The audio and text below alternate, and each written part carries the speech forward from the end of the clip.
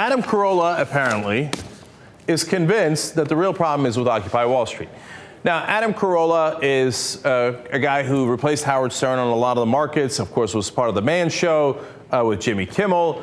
I actually think Adam Carolla is a really funny guy. I think he's one of the most talented hosts in the country. And I don't think that's overstating it. That's my experience, right? And when he talks about whiners, et cetera, a lot of times I agree with him, right? Not in this instance. He couldn't be more wrong. Here's Adam Carolla talking about Occupy Wall Street.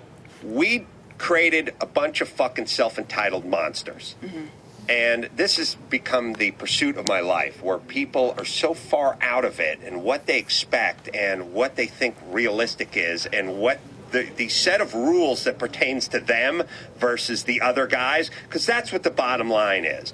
I want my most valuable player trophy. Well, you're the slowest, fattest guy on the team. Why should he get one and I don't get one? Because he busts his ass and he runs a 4.40. That's why he gets one. Well, this is bullshit.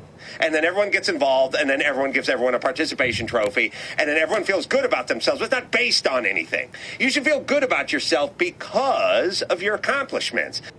Listen, on the general principle, I actually totally agree with him. And we've talked about it on Young Turks before. Participation trophies. Congratulations, you're all MVP. What the hell does that mean? Then there's no MVP, right? It's ridiculous. On the other hand, when he applies it to Occupy Wall Street, he couldn't be more wrong. It's not like the Wall Street guys won fair and square and the other guys who didn't win are whining. No, they got handed $7.7 trillion from the rest of us as loans, from which they made $13 billion profit. That's reported by Bloomberg News. There's no question about that. So that's like the ref in the Little League game saying, yeah, that fat kid, I'm just going to give him all. Yeah, he automatically gets a home run every time he's up. And when the rest of the people say, wait, we were trying to play a fair game, why does that guy get a home run every time? It's like, you whiners, you losers. What do you all want, a trophy? No, I just don't want you to fix the game. I don't know if Adam gets it. Apparently he doesn't. Let's continue to watch. Back in the day, father'd be walking his son down the sidewalk, and you'd see a guy go by in a Rolls Royce, and the father would say, there goes Mr. Jenkins.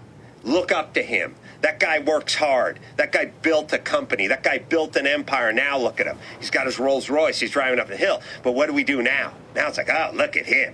Look at him. Does he need that car? Yeah. Why does he need that car? I'm driving a fucking Chevette.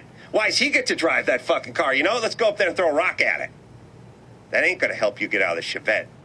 Adam, you're 1,000,000% wrong. If you're talking about that in relation to Steve Jobs, you'd be right. But nobody says that about Steve Jobs. You know, of course, he's deceased now. Nobody says it about Bill Gates in terms of like, I want what Bill Gates had and Steve Jobs. I want their money. No, they say it about Occupy Wall Street, about the bankers. Why? Because the bankers aren't some brilliant guys who earned it. You know what happened here? One quick example. Hank Paulson, former CEO of Goldman Sachs, made over $500 million there, goes and becomes the head of the Treasury Department.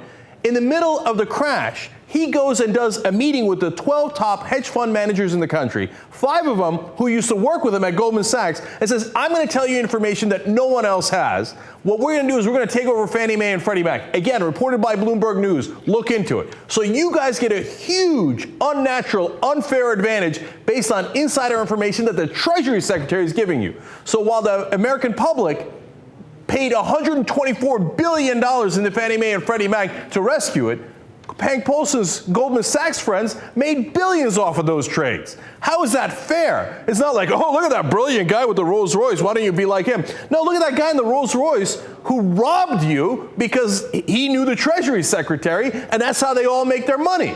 But that doesn't make any sense. You're not getting it, Adam. You don't understand the issues. You're doing a general rant on something that is, unfortunately, in this case, above your head.